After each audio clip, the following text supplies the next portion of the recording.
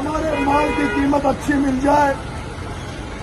हमारे आज जिस माल को लेके आए उसकी बोली अच्छी लग जाए, और उस बोली अच्छी लगने के बाद जो हमें पैसा मिले, कोई अपने बच्चों को फीस जमा कराने का प्लान कर रहा होगा, सपना बना रहा होगा, कोई अपने घर में हारी बीमारी को दूर करने का के लिए उस हार्डकोर मेहनत करके बाद जो फसल लेकर आते हैं उसको बेचने आया होगा।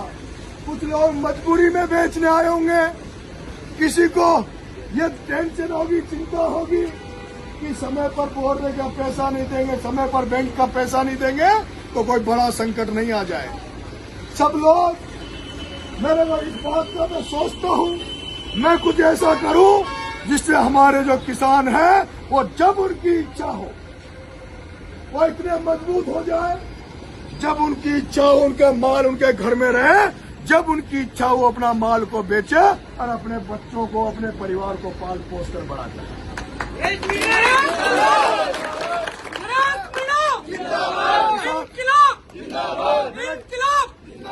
मेरे किसान भाइयों, मैं भी आप ही का बेटा हूं, किसान घर में पैदा हुआ हूं और खेती बाड़ी से जुड़ा हुआ हूं। मैं जानता हूं किस तरह से खेती बाड़ी की जाती है, किस तरह से जितना पैसा हम खेती बाड़ी में लगाते हैं कई बार तो उसका पूरा हमें वो भी नहीं मिलता।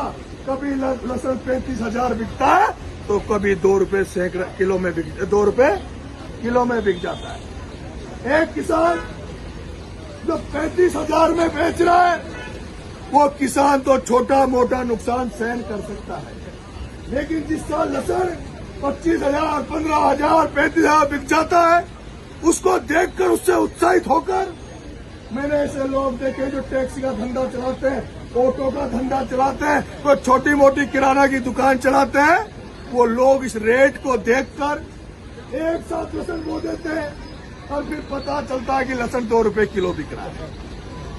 वो जो लोग लगातार लहसुन की खेती कर रहे हैं वो फिर भी बैलेंस कर लेते हैं, क्योंकि मुझे पता है मैंने 35 बीघा का लहसुन पहली बार बोया था। 35 बीघा का लहसुन मैं पहली बार बोया। आलोक बंसल जो यहाँ पे व्यापारी है वो मेरे नवोदय स्कूल के सीनियर थे, मैं उनसे बीज लेके गया था। पहले साल जो मैंने बेचा उसमें मुझे उतना मुनाफा नहीं मिला जितना मैंने बीज लिया था। 14,000 रुपए कुंटल का मेरा माल 8-9,000 रुपए कुंटल बिक गया था, तो मुझे लगा फायदा है। दूसरे साल मैंने लालच में आ गया, 35 बीघा से एकदम 65 बीघा का बो दिया। 65 बीघा का बोया, जब भी 6,000 से 9,000 मेरा लहसुन बिका। लेकिन फिर लालच आ गया, क्योंकि मैं जो काम करता हूँ वो पूरे तन मन से करता हूँ और मैं जो भी करता हूँ बड़ा करने के लिए करता हूँ। 65 बीघा में भी ठीक रहा, फिर 100 बीघा का बो दिया। मैंने चुनाव लड़ेंगे, 100 बीघा का लहसुन हो जाएगा, करोड़ रुपए का हो जाएगा, किसी से भीख मांगनी नहीं पड़ेगी, लहसुन से चुनाव लड़ लेंगे। लेकिन दुर्भाग्य ये रहा, शायद लोगों को पता होगा, मेरी तो गोदाम की फोटो आई थी, गोदामों की फोटो आई थी। एक लाठी साहब है मतलब यहाँ के रतनपुरा के, उन्होंने माल खरीदा। लाठी यहाँ पे लोकेश धाकड़ है, उन्होंने मेरा माल खरीदने गए थे। अरे मेरे 2 रुपए किलो में माल, 2 रुपए किलो में लहसुन बिका। मैंने ये तो नरेश नुकसान का सौदा है, ये इसमें काम चलने वाला नहीं है। मेरे किसान भाइयों, समस्याएं बहुत है। जहाँ समस्याएं थर्मल में युवाओं को ठेकेदारी में बहुत कम तनख्वाह में नौकरी करनी पड़ रही है, मजबूरी में नौकरी करनी पड़ी क्योंकि उनके पास साधन है। मेरे किसान भाइयों, आपको इस मंडी में दादागिरी से परेशान किया जाता है। इस तरह कहाँ ट्रैक्टर लगाना, बोली हमारे हिसाब से लगेगी। 2-2 दिन तक, 3-3 दिन तक किसान भाई इस मंडी में पड़े रहते हैं। उनकी कोई ये पूछता नहीं है कि तुम्हें भी मच्छर काटते हैं, मक्खी काटती कि नहीं काटते। मैं आपसे निवेदन करूंगा, नरेश मीणा किसान नेता बनने का सपना लेके आगे बढ़ रहा है। किसानों की जो भी समस्या है बड़े लेवल पे मैं उनको उठा रहा हूँ। आपको तो ध्यान होगा, एक बार लाइट नहीं दे रहा था एक अय्यन एक लाइट नहीं दे रहा था, उस अय्यन कैसे होगा? आपको ये भी ध्यान होगा, जब बाड़ा में जब किसानों को हर साल खाद की लाइन में लगना पड़ता है।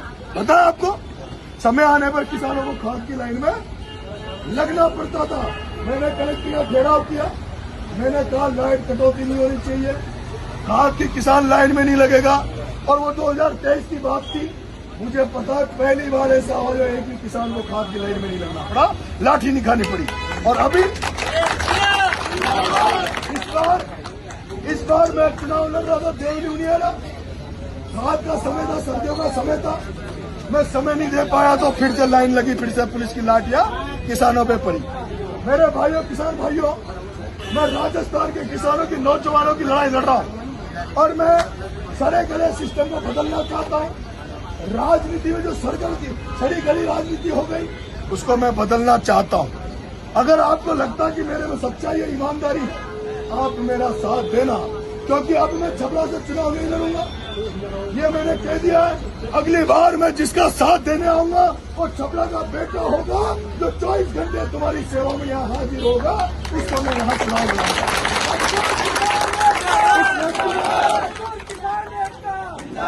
उस व्यक्ति को चुनाव लड़ाऊंगा जो यहाँ का बेटा होगा, जो 24 घंटे 365 दिन जनता के बीच में रह के काम करेगा। आप किसानों से पूछ लूंगा, आके मीटिंग ले लूंगा। आप कह दोगे भाई साहब ये व्यक्ति किसानों के बारे में सोचता है, इसको लगा दो, इसको समर्थन दे दो, हम सारे किसान मिलकर इसका साथ दे देंगे। मेरे बच्चों की कसम खा रहा हूं, उसी को चुनाव लड़ा दूंगा, उसी के साथ नंगा फकीर होकर उसके साथ खुले मंच में निकल। हमारा नेता कैसा हो, कैसा हो, हमारा नेता कैसा हो। मैं चाहता हूँ राजनीति साफ सुथरी हो, अच्छा व्यक्ति बने। राजनीति में जात पात नहीं देखनी चाहिए, राजनीति में धर्म को नहीं देखना चाहिए।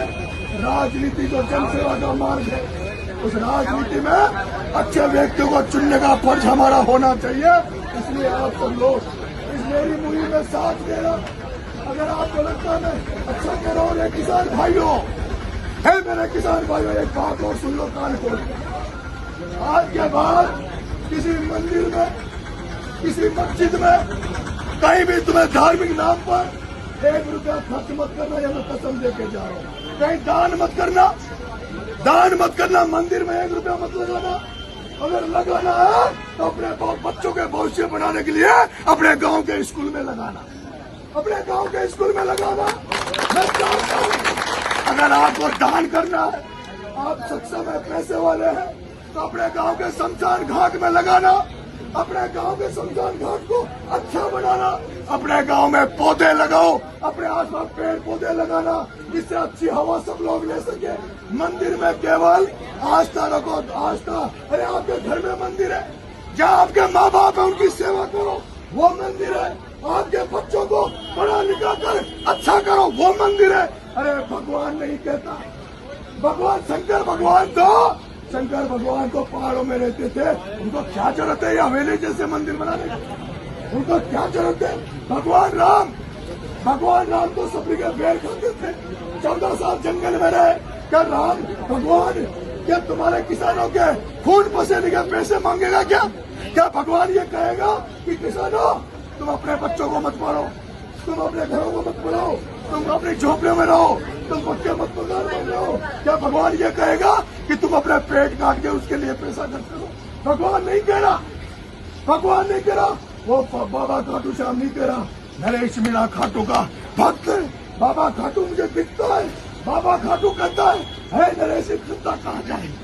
बाबा खाटू ये लोग तो मान हुए, देवनारायण भगवान, तेजाजी महाराज, इन लोगों ने क्या किया है, बलिदान किया है अपने लोगों के लिए। ये देश बर्बाद होता जा रहा है, जिन मंदिरों में, ट्रस्टों में हम चंदा चढ़ा के आते हैं, उन ट्रस्टियों के मालिक उस चंदे के पैसों से शराब पीते हैं, वेश्यावृत्ति करते हैं। मैंने देखा है मेरी आंखों से। मैं आपसे कहना चाहता हूँ, वो किसान भाई जो जिसके 1 बीघा जमीन है, वो किसान भाई जिसके 1 बीघा भी जमीन है, वो कितना धर्म करता है पता है आपको? अरे खुद को पहचानो, अंधाता हो, खुद को पहचानो, खुद की ताकत को पहचानो, अंधाता हो।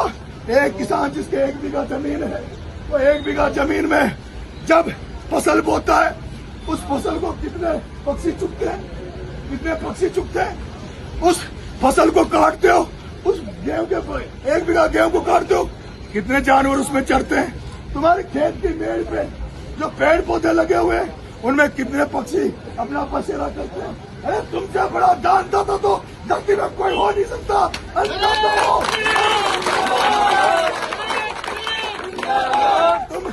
तुम दुनिया को पाल रहे हो, तुम दुनिया को पाल रहे हो, तुम दुनिया को सब कुछ दे रहे हो। मैं तुमसे आग्रह है किसान भाइयों, अपनी दशा को सुधारना है, अपनी दिशा को सुधारना है, अपने बच्चों को पढ़ाओ। स्कूल को मंदिर मान लो, स्कूल को जिस दिन मंदिर मान लोगे उस दिन तुम्हारा मंदिर भगवान उसी मंदिर में, उसी स्कूल में मिलेगा। तुम्हारे बच्चों को भगवान उसी स्कूल में मिलेगा। इसलिए बच्चों की शिक्षा पर ध्यान दो। बहुत बहुत धन्यवाद।